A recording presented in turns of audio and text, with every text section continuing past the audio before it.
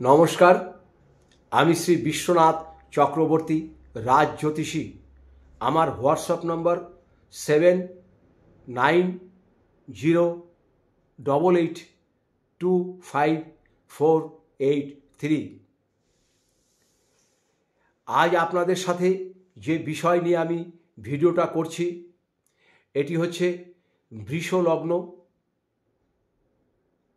বৃষ রাশি, কুম্ভ লগ্ন, কুম্ভ রাশি আর মকর লগ্ন, মকর রাশি।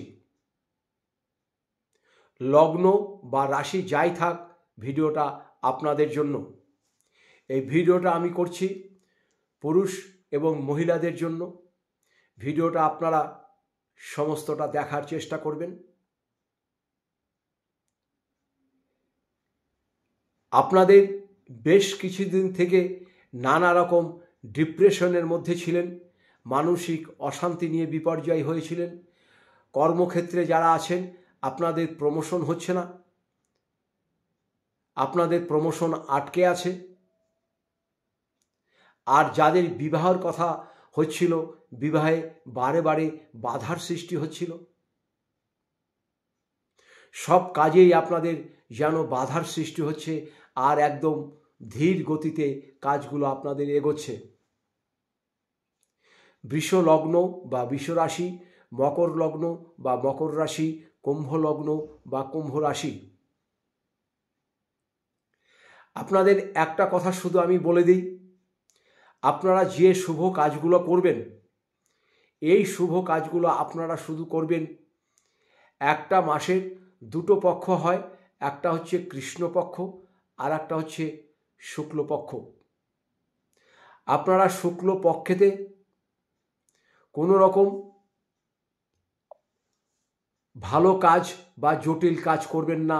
সেই কাজ আপনাদের 100 ভাগের ভিতরে 100 ভাগ সাকসেস হবে না। পূর্ণিমার পর থেকে কৃষ্ণপক্ষ শুরু হয় আমাবস্যা পর্যন্ত। এই পূর্ণিমার পর থেকে আমাবস্যা পর্যন্ত এটা হচ্ছে কৃষ্ণপক্ষ।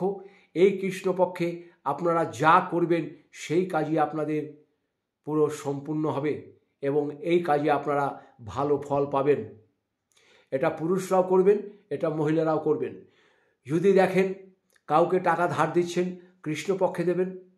কারো থেকে টাকা নিচ্ছেন, কৃষ্ণপক্ষে নেবেন। কোনো কিছু শুভ কাজ শুরু করছেন, কৃষ্ণপক্ষে করবেন। যাই করবেন কৃষ্ণপক্ষে করবেন, আপনাদের সর্বকাজে শুভ হবে।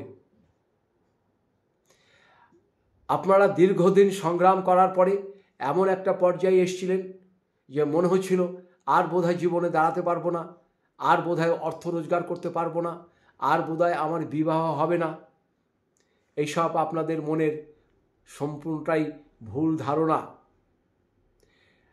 সামনে এমন দিন আসছে, তার কারণ বৃষ লগ্ন বা রাশির নবমপতি এবং দশমপতি হচ্ছে মহারাজ শনি। মহারাজ শনি আপনাদের ফল দেবে, কিন্তু মহারাজ শনি ফলটা দেয় ধীর গতিতে, ধীরে ধীরে ফল দেয়। আর উনি যে ফলটা দেয় সেই ফলটা হচ্ছে চিরস্থায়ী ফলটা দেয়। রাহু যেমন ফল হঠাৎ করে দিয়ে দেয়, আবার সেটা আবার কেড়েও নেয়। যেমন হট করে দেখা গেল আপনি একটা প্রাপ্তিযোগ হয়ে গেলেন, লটারি কিনে নিলেন, দেখবেন আপনার যা লটারি পেয়েছেন তার 4 গুণ আপনার ঘর থেকে বেরিয়ে গেছে। রাহু যেমন দেবে, রাহু আবার বার করেও নেবে। আর মহারাজ শনি যা দেবে ধীর গতিতে দেবে, সেটা চিরস্থায়ী আপনার কাছে থেকে যাবে। যদি আপনি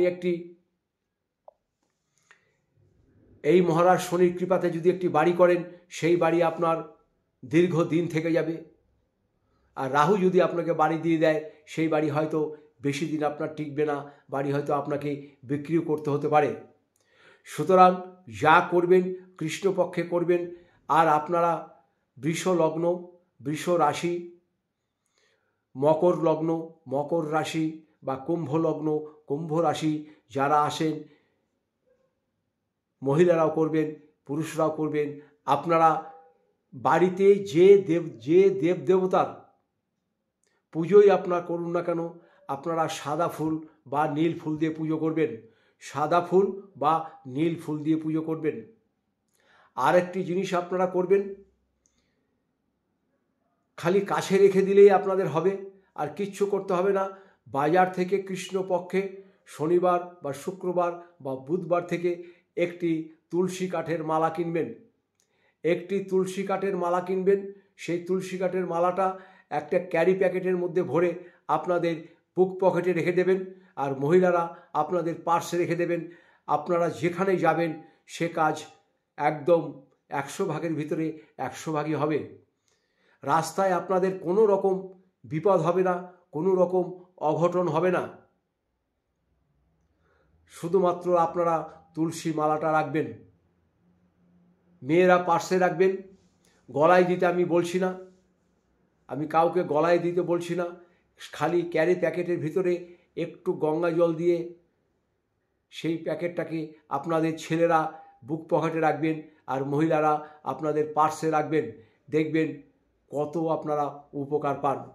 এই তুলসী মালা আপনাদের নতুন জীবনের একটা পথ দেখাবে।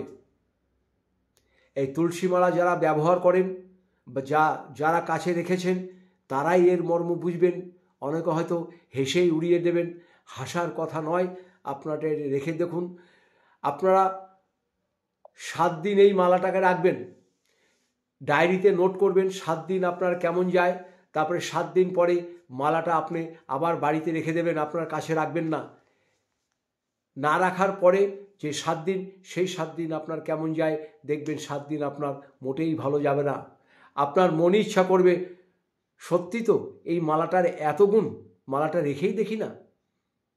খালি তুলসী কাঠের মালা আপনারা রাখুন, আপনাদের বিরাট উন্নতি হবে। আর নীল ফুল দিয়ে ঠাকুরকে পুজো দিন। যদি পুজো কেউ নাও দিয়ে থাকেন তাহলে যে কোনো মন্দিরে যে সাদা ফুল বা নীল ফুল আপনারা দান করে আসুন, বা যে পুজো দিচ্ছে তাকেই দিয়ে দিন, বিরাট উপকার পাবেন।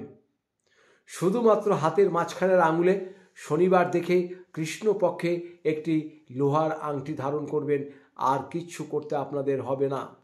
আর কোনো কিচ্ছু পাথর পড়তে হবে না, কবজ পড়তে হবে না, তাবিজ পড়তে হবে না। কারণ তাবিজ, পাথর, কবজে ভাগ্য বদলায় না।